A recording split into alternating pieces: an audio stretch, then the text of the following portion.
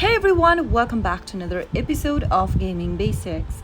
In today's video, I'm going to show you how to reduce lag in Call of Duty Mobile. If you're trying to play the Call of Duty Mobile game right on your mobile device but you are experiencing lag and issue, then here are some troubleshooting methods you can follow. First, simply close off your Call of Duty Mobile application if it is running in the background like you normally do. Soon after you do that, now turn off any unnecessary features such as Bluetooth and then make sure that you've selected the stable internet connection. Now launch open Call of Duty Mobile game again and then tap on the settings or the gear button at the top right hand corner. From the settings menu, tap on audio and graphics.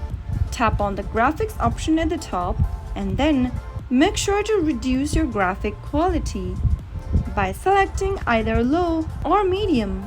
Once you reduce your graphic quality in the game settings, you can now go back and try playing a game. Soon after you do that, you'll be able to reduce lag in Call of Duty Mobile. That is how it can be easily done. If you found the video to be helpful, go ahead and give us a thumbs up.